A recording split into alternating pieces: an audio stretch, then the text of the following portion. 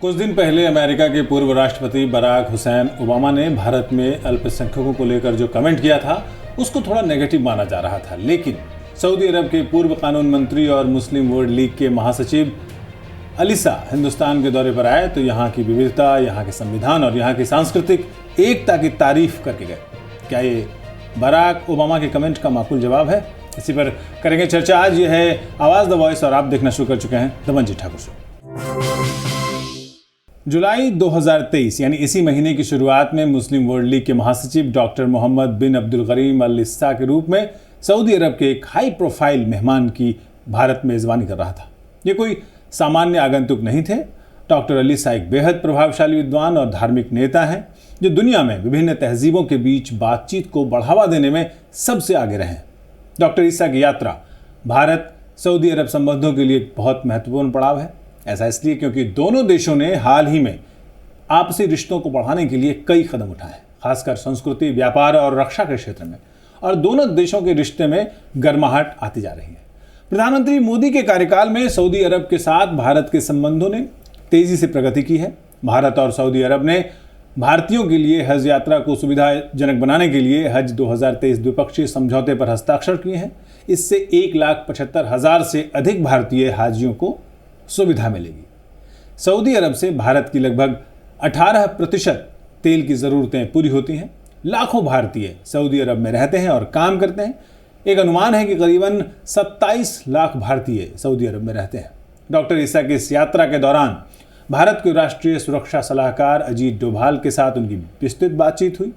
विविधता में धार्मिक एकता का प्रदर्शन करते हुए डॉक्टर इस्सा ने अक्षरधाम मंदिर का दौरा किया। इसके अलावा शेख अल इस्सा ने प्रधानमंत्री नरेंद्र मोदी, राष्ट्रपति द्रौपदी मुर्मू, राष्ट्रीय सुरक्षा सलाहकार अजीत डोभाल, गृहमंत्री अमित शाह और विदेश मंत्री डॉक्टर एस जयशंकर और कई सारे प्रतिष्ठित राजनीतिक और इस्लामी और गैर इस्लामी भारतीय व्यक्तियों के साथ मुलाकात की।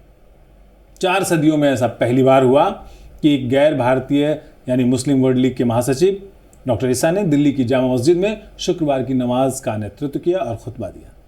अपनी यात्रा के दौरान डॉक्टर इस्सा ने यह बताया कि सऊदी अरब के लोग भारत के मल्टी कल्चरल और प्लूरलिस्टिक सोसाइटी को कैसे देखते हैं।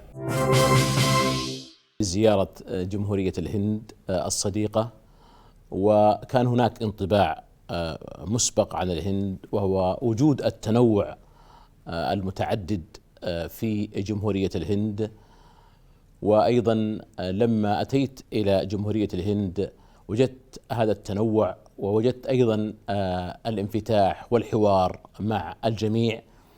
التقيت بالقيادات السياسية والقيادات الدينية من جميع هذا التنوع، وكذلك أيضا عدد من المثقفين والمفكرين في جمهورية الهند. الانطباع الحقيقة يؤكد ما كان لدي في السابق من جمال هذا التنوع. الحقيقة أن هناك حوارا متعددا مع عدد من هذا التنوع أثناء هذه الزيارة، وكان حوارا ناجحا ولله الحمد. وأيضا جئت وأنا أعلم أن لدى الهند مؤسسات دستورية مهمة جدا، وفي طليعة الجميع الدستور الهندي الذي حضن الجميع. مواد الدستور الهندي هي حاضنة للجميع، وهي أيضا حاكمة للجميع بتنوعه. هذا الدستور هو دستور يعتبر شامل، وبالتالي تطبيق هذا الدستور على الجميع لا بد منه من أجل أن يحفظ حق الجميع. التقيت بدولة رئيس الوزراء وكان حوارا مهما وجيدا. أيضا كان هذا الحوار حوار منفتح، وكان حوار ناقش موضوعات مهمة جدا، وكنت سعيدا بهذا الحوار. أيضا التقيت بفخامة رئيسة الجمهورية وكان كذلك حوارا منفتحا ورائعا. التقيت أيضا بالوزراء وأيضا كنت سعيدا بهذه اللقاءات. التقيت بقيادات دينية هندوسية وهو لقاء الأصدقاء. نعم، كان لقاء الأصدقاء لأني أعرف عددا منهم وتربطني بعدد منهم من الشخصيات البارزة في القيادات الهندوسية الدينية علاقة قوية ومتينة جدا، وهم أصدقاء مقربون إلي. وكنت سعيدا بهذه اللقاءات وتجديد أيضا هذه الحوارات مع القيادات الهندوسية. أيضا كان هناك لقاءات مع القيادات الدينية الإسلامية، وكان لقاء مهما، وكنت سعيدا بإلقاء محاضرتين، وحضر هاتين المحاضرتين التنوع الديني من القيادات الدينية في جمهورية الهند. وكنت سعيدا كذلك بأن هناك انطباعا إيجابيا لدى الجميع عن ذلك الحوار وعن تلك الأطروحات الفكرية والتعايشية. نعم، الهند لديها هذا التنوع، وأيضا الدستور الهندي يضمن العيش الكريم، العيش الإيجابي الرائع لهذا التنوع. التقيت بالقيادات الدينية الإسلامية وهي فخورة، القيادات الدينية الإسلامية فخورة جدا بوطنها الهند وتضحي من أجل الهند، وأيضا سعيدة جدا بصداقتها مع أبناء وطنها من جميع التنوع بما في ذلك التنوع الديني. उनके भाषणों से ये साफ है कि डॉक्टर अलीसा के मन में इस बात के प्रति बहुत सम्मान था कि भारत अपने मुस्लिम समुदाय को कैसे संभाल रहा है और धार्मिक और सांप्रदायिक सद्भाव कैसे सुनिश्चित कर रहा है।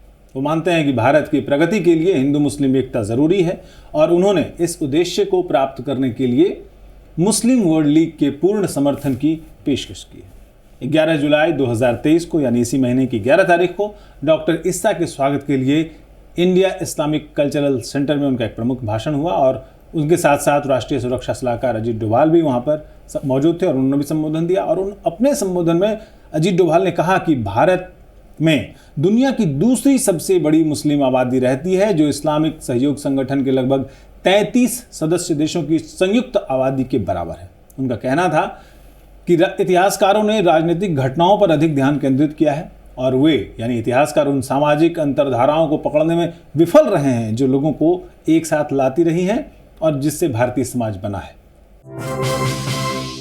India, the world's largest democracy and the mother of democracies, is a land of incredible diversity.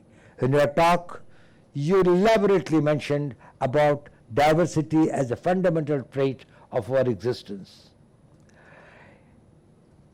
It has been a melting pot of cultures, religions, languages, and ethnicities which have coexisted in harmony for centuries.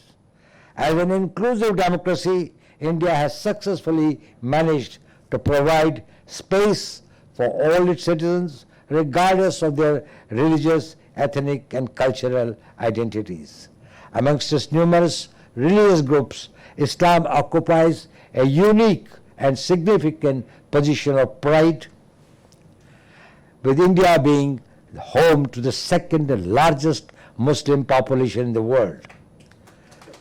In fact, to give an idea of the scale we are talking about, Indian Muslim population is almost equal to the combined population of over 33 member states of the Organization of Islamic Cooperation.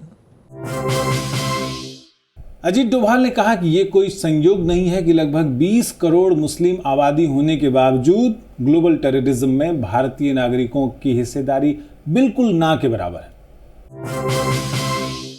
India continues to play its role as a refuge for heterodox ideas with infinite capacity to absorb dissent. Dissent does not mean disintegration. Dissent does not mean necessarily a confrontation. But in this country, because of your thought, because of your idea, no one is under threat. As a proud civilizational state, India believes in promoting tolerance, dialogue, and cooperation to deal with the challenges of our time. It was no coincidence that despite having around 200 million Muslims, the involvement of Indian citizens in the global terrorism has been incredibly low. Doctor Al-Issa के इस दौरे में एक बात साफ तौर पर सामने आई कि इस्लामिक दुनिया को भारतीय लोकाचार और दर्शन को समझने और उसका फायदा उठाने की कोशिश करनी चाहिए, और समय की मांग है कि उन धर्म नेताओं के बीच बातचीत शुरू हो जो सिर्फ अपने अपने धर्मों के बारे में अभी तक सोच रहे हैं या सोच रहे थे। डॉक्टर अल-इसा के भारत दौरे और विवेकानंद फाउंडेशन में उनके संबोधन पर भारत के बहुत सारे विद्वानों ने अपनी राय दी है, और आइए हम सुनते हैं कि उन्होंने क्या कहा। He saw India as the source of global harmony. That is far more important. In fact, this narrative, it should have been very natural. It could not be built in India for political reasons. To build this narrative, the biggest problem is politics. And that is being distorted by creating false narratives that minorities are in problem, they are discriminated, they are oppressed. You know, this is not only affecting the political image of India, it is affecting the dharmic image of India, the philosophic image of India. I think what he mentioned today, that India teaches harmony, that is far more important than his praising the government or policies. That is incidental. So do you think government has a role to play, and do you think government can combat such extremist ideology through literature or any other medium? You see, even the government's capacity to fight any extremism or terrorism will be based on whether the public opinion is helping the government, is harming the government.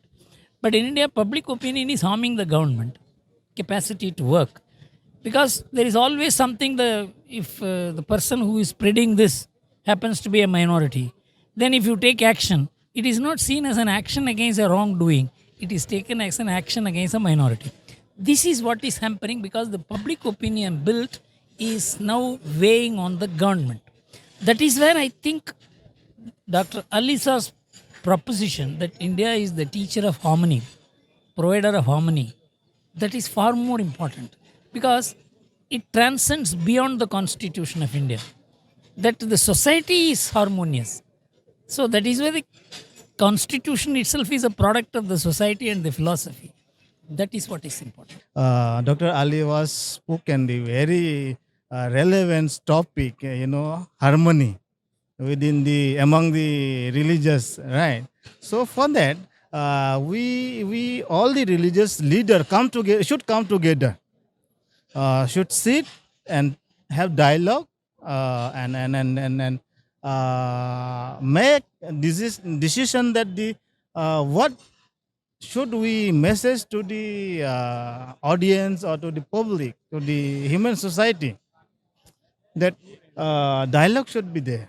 Do you think India should, further initiate such discussions and, invite people so that they can, sit together and hold talks about religion and religious tolerance in India? Yes, not only India should invite to others, but the other countries should also invite the Indians leaders, spiritual leaders, gurus, to discuss the topic on the harmony, how the harmony can spread all over the world.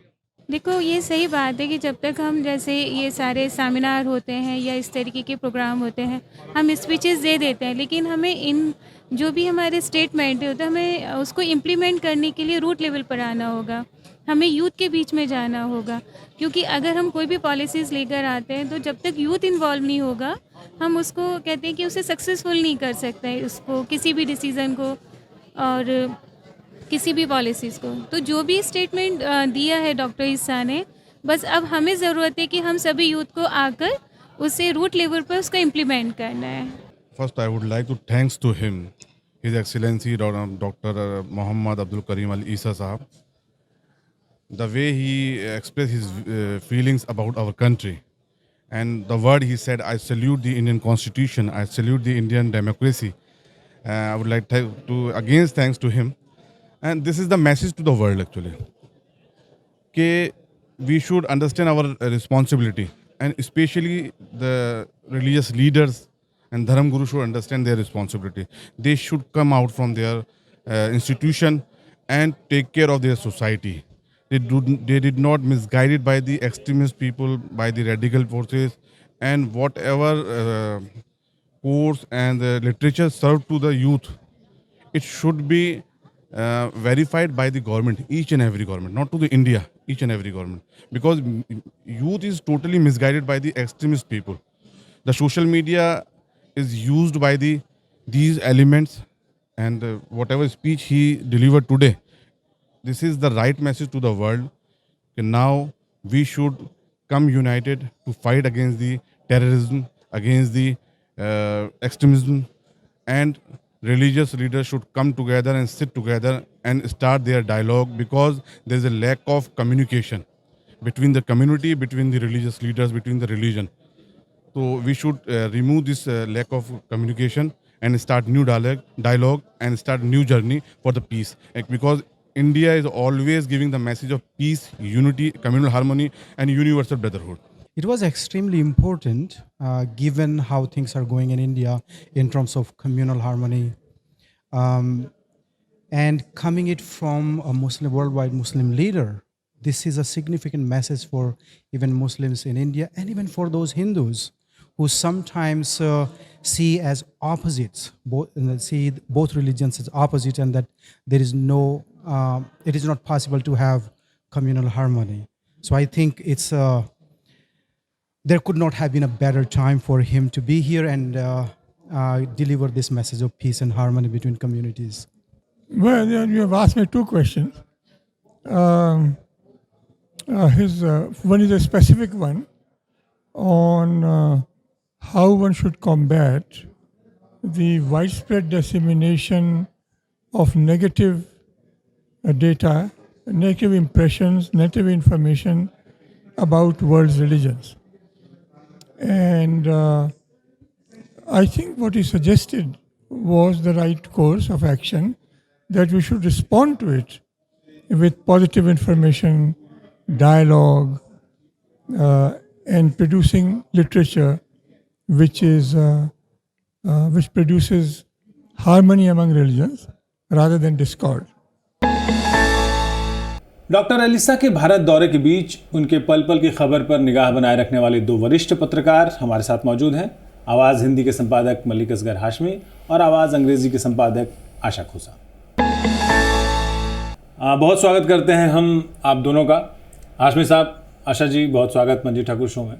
और आप लोगों ने बहुत समय से मेरा मतलब ये है कि जब अलिसा के भारत आने की तैयारियों की बात हुई, तब से लेकर के जब तक वो विदा नहीं हो गए, हर घटनाक्रम पर आपने नज़र रखी। जहाँ जहाँ वो गए, हाशमी साहब आप तो जामा मस्जिद भी गए और अक्षरधाम भी गए, तो एक किस तरह का माहौल हम देख रहे हैं कि कोई पूर्व राष्ट्रपति अमेरिका का ये कह रहा है कि भाई हम भारत में तो, हिंदुस्तान में तो अल्पसंख्यकों की स्थिति गड़बड़ है, उसको ध्यान देना चाहिए। दूसरी तरफ हम देख रहे हैं कि सऊदी अरब के बड़े विद्वान आ रहे हैं और उन्होंने कहा कि भारत विविधता का देश है और यहाँ की जो विविधता है उसका सम्मान दुनिया भर में किया जाना चाहिए। आपकी राय पहले। देखिए, आपने सही कहा कि बराक ओबामा की क्या मजबूरी रही होगी। अगर बराक ओबामा को हमारी इतनी ही चिंता होती तो पाकिस्तान में अभी जो आपने कहा कि मंदिर पे जो लॉन्चर छोड़े गए तो उस पर भी बोलना चाहिए था। तो खैर बहरहाल हम इस अच्छे माहौल में हम इस बात का जिक्र करना नहीं चाहते। बराक ओबामा ने क्या कहा, उनकी अगर आप बात करते हैं इस तरह की तो आपको दोनों तरह की बातें करनी चाहिए। रही बात यह है कि हकीकत ये है कि अलिसा के आने तक मुझे भी ऐसा कुछ खास नहीं लग रहा था, लेकिन जब हमें लगा कि इस पर कुछ करना चाहिए तो हमने लगातार अलिसा को पढ़ा। उनसे आने से एक हफ्ते तक पढ़ा और उनके जाने तक हमने एक हफ्ते तक उनको देखा और सुना। तो एक अजब सा अनुभव था कि ये हम जिसको सऊदी अरब को लेके सोचते हैं कि वहाँ का आदमी इस तरह से कैसे सोच सकता है, वो हम तो एक तस्वुर होता है कि वो कट्टरता की बातें करेगा, उस तरह की बातें करेगा, इस्लाम को उस तरह से पेश करेगा जैसे आम तौर से लोग समझते हैं कि ये दो तीन चीज़ें ही पर मुनसर है, उससे आगे देखते नहीं है। लेकिन अलिसा ने आ कर के ये बता दिया कि वक्त ने कैसे इस्लाम को चलना सिखाया है इस्लाम के मानने वालों को, और वो जो भी उन्होंने जो कहा वो दरअसल संबोधन मुसलमानों को था, कि आप अपने व्यवहार में इस तरह से लाइए जिसको आप छोड़ चुके हैं, जो आपका मूल है। जैसे अगर हम जामा मस्जिद की खुतबे की बात करें, खुतबा जो होता है ये है कि जब भी ईद, बकरीद या जुमा हो तो उससे पहले एक तकरीर होती है। तकरीर सऊदी अरब में, अरबी में लोग देते हैं, और ये आम तौर से यहाँ जो मस्जिदें होती हैं, भारतीय मस्जिदें होती हैं, उन पुराने खुतबे को पढ़ देते हैं। और कहीं कहीं पे एक चलन होता है कि तकरीर, थोड़ा सा तकरीर कुछ दुनियावी बातें कह दी, लेकिन अलीसा ने पूरा जो खुतबा था वो उन्होंने अरबी में पढ़ा, फिर बाद में उसको उर्दू में ट्रांसलेट किया, और वो सारी बातें जितनी थी सब अखलाकियात पे थी, व्यवहार पे थे, अच्छे व्यवहार पे थी। पूरा जितना था उन्होंने हदीस का हवाला दे करके कहा कि सब इस्लाम ही यही है, अपने व्यवहार को आप दुरुस्त करो। और आपकी कहते हैं कि एक बार मैंने जो था कि एक बार आप अपने नए सिरे से अपने बारे में सोचो, अच्छा, कि आपके अखलाक कैसे हैं। एक बार अगर आप सोचोगे तो अपने आप बदल जाओगे। तो ये जो बड़ी बात थी कि आपको अपने अब सोचना होगा। इसमें हम हर चीज़ को दूसरे पे दोष दे देते हैं कि ये ऐसे है या वैसे, तो उनका पूरा जोर था कि आप अपने बारे में बात कीजिए। आप अगर बदल जाएंगे तो सामने वाला अपने आप बदल जाएगा।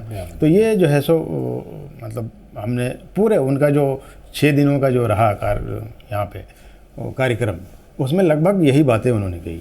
आप तो रात्रिकालीन भोज जो हुआ था, जिसको हम लोग डिनर कहते हैं उस ओबेरॉय होटल में उनके सम्मान में एक भोज भी था, आप वहाँ मौजूद थी, हालांकि हाशमी साहब मैं भी था तो आप जो आपने नज़दीक से इनको देखा, बॉडी लैंग्वेज देखी, उनको नज़दीक से देखा अलीसा साहब को, और ख़ास तौर पे जो ये घटना है जिनके बारे में हाशमी साहब ने विस्तार से बताया, एक मोटे तौर पे क्या ऑब्जर्वेशन है एक पत्रकार की कि एक सऊदी अरब से विद्वान आ रहे हैं, भारत के मुसलमानों को संदेश दे रहे हैं कि देशभक्ति सबसे अहम है, ये उन्होंने कहा। देखिए 6 दिन के लिए जो एक इंसान जो कि बहुत मसरूफ़ है, बहुत बिजी है, और वो एक इंटरनेशनल ऑर्गेनाइजेशन को हेड करता है, वो 6 दिन अगर अपने एक देश में स्पेंड करता है तो उसका बहुत बड़ा मतलब है। उसके लिए भी उसका फ़ायदा है, हमारे देश की छवि जो है और हमारे देश को अंडरस्टैंड करने के लिए वो एक बहुत बड़ा कदम है।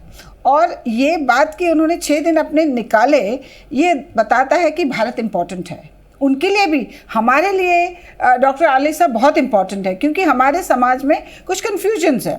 हिंदू मुस्लिम एकता को लेके कुछ ऐसी घटनाएं हुई हैं कि सबको लग रहा है क्या ये सही है, दूसरे को लगता है क्या ये लोग सही हैं। तो हम ये मानना पड़ेगा कि कुछ कन्फ्यूजन्स है हमारे बीच में।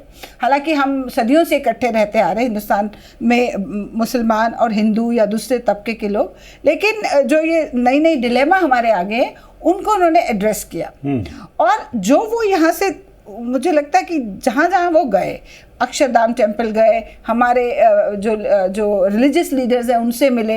इनफैक्ट वो जो हमारा डिनर की जिक्र कर रहे थे आप, उसमें भी रिलीजियस लीडर्स थे वहाँ पे, सूफी लोग थे और बाकी समुदाय से लोग थे, और वो सब वहाँ पे बैठे थे। लेकिन उनकी भी ज़रूरत थी कि भारत से वो समझ के जाए कि लोग रहते कैसे हैं ऐसे। दुनिया का हर धर्म यहाँ है, लैंग्वेज बदलती है, खाना बदलता है, इतने लोग हम हैं, लेकिन फिर भी हम रह रहे हैं इतने तो उनके लिए भी समझना ज़रूरी था। आपको ये समझना पड़ेगा कि डॉक्टर आलिसा जो है, जो सऊदी अरेबिया में चेंजेस हो रहे हैं उसके एक बहुत बड़े सूत्रधार कहेंगे हम, बहुत बड़े सूत्रधार हैं। तो उस पॉइंट ऑफ व्यू से वो अपने देश में बदलाव लाना चाह रहे हैं। वो मोहम्मद बिन सलमान हो, क्राउन प्रिंस जो है, या डॉक्टर आलिसा, और भी कई लोग होंगे उनके जिनके बारे में हमें नहीं मालूम अभी। वो अपने देश में बदलाव चाहते हैं, क्योंकि उनको मालूम है कि जब तक आप बदलेंगे नहीं तब तक आपके यहाँ इन्वेस्टमेंट नहीं होगा, तब तक लोग कतराएंगे, ठीक है, अपने काम से जाएंगे और वापस आ जाएंगे, वह रहना गवारा नहीं करेंगे जब तक रिस्ट्रिक्शंस होंगी। लेकिन एक धार्मिक सोसाइटी है जिसको कि थोड़ा बहुत बदलना पड़ेगा उन्हें, उसको कैसे किया जाए, शायद वो यहाँ हिंदुस्तान से वो लेसन लेके गए हो। और मुझे जो पर्सनली उनका सबसे खूबसूरत पल लगा, जो कि हिंदुस्तान और सऊदी अरेबिया का कल्चर दिखा रहा था, और जो लग रहा था कि डॉक्टर आलिसा जो है काफ़ी इम्प्रेस्ड है, वो था जो हमारी प्रेसिडेंट है मिसेस मुर्मू, द्रौपदी मुर्मू, उनका और डॉक्टर अलिसा का फोटोग्राफ, वो बहुत गजब का फोटोग्राफ है। उसमें हमारी प्रेसिडेंट जो है उनको नमस्ते कर रही है और अलिसा भी कर रहे हैं उनको, मतलब नमस्ते हम ऐसे करते हैं, वो ऐसे हाथ जोड़ के नीचे से कर रहे हैं और बहुत इमोशनल लग रहे हैं, बहुत ओवरवेल्म्ड लग रहे हैं। तो मुझे कहीं ना कहीं लगा कि डॉक्टर अलिसा भी यहाँ से अपने मतलब के काफ़ी सारे लेसन लेके गए हैं कि विविधता में अनेकता कैसी लाई जाए। तो उनके लिए भी इतना इम्पोर्टेंट था, हमारे लिए बहुत इम्पोर्टेंट था। कल्चरली, इकोनॉमिकली हम लोग कोऑपरेट कर रहे हैं। हाँ। सऊदी कंपनीज इंडिया में इन्वेस्ट करी, उनकी आरामको ने हमारे ऑयल में बहुत इन्वेस्ट किया और उससे बड़ा, क्योंकि सऊदी अरेबिया खुल रहा है बाकी दुनिया के लिए, वो चेंजेस चाहते हैं। उनका तेल कभी भी आई थिंक 2050 में उनका तेल खत्म हो जाएगा, उसके बाद क्या, तो उसके लिए वो तैयारी कर रहे हैं। उसके लिए उन्हें भारत जैसी कंट्री से और थैंक्स टू आवर डायस्पोरा जिन्होंने बहुत अच्छा रिकॉर्ड बना के रखा। और डॉक्टर अलिसा ने कहा भी, एक हिंदुस्तान की छवि वहाँ अच्छी है, लेकिन उसको और समझने के लिए डॉक्टर अलिसा जैसे लोग यहाँ आते हैं, वो अपने इंप्रेशन लेके वहाँ जाएंगे। तो मुझे लगता है ये विन विन सिचुएशन है दोनों कंट्रीज के लिए। आशा जी कह रही हैं कि अलिसा कुछ सीखने के लिए भी आए थे, हम उनसे क्या सीख रहे हैं? कि हमने देखा कि सऊदी अरब में, जैसा कि आशा जी जिक्र कर रही थी, बहुत सारे ऐसे कदम हैं जो उन्होंने अभी हाल में उठाए, जिसको हम लोग कहते हैं कि उदार कर रहे हैं महिलाओं के लिए। अलिसा ने अपने इंटरव्यू में जो उन्होंने आतिर खान और तहमीना रिजवी को दिया, उनमें उन्होंने साफ कहा कि वहाँ पर सऊदी अरब में महिलाओं के साथ वेतन के स्तर पर कोई भेदभाव नहीं होता है। बिल्कुल जी। तो हम क्या सीख सकते हैं उनसे? देखिए, पूरी ज़िंदगी है एक दूसरे से सीखने के लिए, और मैं चूँकि उनके अखलाकियात पे भी बात करूँगा ज़्यादातर। अब हम तीनों थे उस प्रोग्राम में, ख़ास तौर जो अच्छे बड़े प्रोग्राम थे उन हम तीनों ने, हम लोगों ने कवर किया था। एक हम तीनों ने भी मार्क किया, अलिसा जो है जब भी किसी से मिले गले मिल के, हर आदमी से वो गले मिल कर, वो तस्वीरें भी वायरल हो रही है। जब वो अक्षरधाम गए तो वहाँ भी जो है बड़े पुजारी से जब मिले तो वो तस्वीर भी बहुत सुंदर है। फिर जब डोभाल साहब उन्होंने रात्रि भोज दिया था अपनी तरफ से, तो जब उनसे आए तो उनसे भी, और जिससे भी मिलते थे वो एकदम गर्मजोशी के साथ गले मिलना वो जो है सो नहीं भूलते थे। तो मैं एज ए मुसलमान मैं तो कहता हूँ कि भाई हमें भी उस तरह से जैसे कह गए कि आप, तो हम भी जो है अपने आप को उस तरह से खुलें और उस तरह से मिलें, तब एक भरोसा होता है उससे। चीज़ें तो आती रहती हैं, देखिए हमको उनकी ज़रूरत है, उनको मेरी ज़रूरत है, ये तो पूरा जब हम दुनिया में हैं तो चलता रहता है। और जाहिर सी बात है, जैसा आशा जी ने कहा कि उनको हमारी ज़रूरत है तो हमको भी उनकी ज़रूरत है, तो ये चलेगा, उससे दो रहेंगे। लेकिन जो सबसे बड़ी बात चीज़ है कि ये तब चलेगा, लंबा तब चलेगा जब हम दोनों का व्यवहार अच्छा होगा, नीयत साफ़ होगा। तो ये जो यहाँ जो रहे वो जो संदेश देखे ख़ास तौर से मुसलमानों को कि जिस कंट्री में रहते हो उसके बारे में कि उसको कैसे मानना है, आप बगैर जब नहीं मानते तो कन्फ्लिक्ट होता है। तो ये सब संदेश है जो हमें सीखना चाहिए कि हम यहाँ का जो भारत का मुसलमान है वो हमेशा देखता है सऊदी अरब की तरफ, देखता है दिशा निर्देशों के लिए, हाँ हमेशा देखता है, क्योंकि वहाँ खान काबा भी है तो उस नज़र से भी देखता है, और वहाँ के जो लोग कह रहे हैं वो उसको भी सुनता है कि क्या, तो वो उनसे सीखना चाहिए, या हम यहाँ के मुसलमानों को सीखना चाहिए कि वो जो बता के गए हैं, जो व्यवहार संविधान का सम्मान, सारी जी। नहीं, मुझे लगता है कि सिर्फ वो मुसलमानों को तो जैसे हाशमी जी बोल रहे हैं सिखा के गए हैं, कुछ संदेश दे के गए हैं, लेकिन उनका संदेश जो था वो पूरे भारतीयों के लिए भी था। जैसे उन्होंने कहा कि आपको एक्सेप्ट करना पड़ेगा कि रिलीजन तो एक ही तरफ जाते हैं, लेकिन उनका व्यवहारिक तौर पे उनमें डिफरेंसेस होते हैं, उन डिफरेंसेस को एक्सेप्ट करना चाहिए और उनको बैठ के अगर उनमें कॉन्फ्लिक्ट नहीं लानी चाहिए। ये मानिए कि मुसलमान एक अलग तरह से पूजा करते हैं, हिंदू अलग से, सिख शायद अलग से करते हैं, लेकिन उसके लिए लड़ना झगड़ना नहीं चाहिए।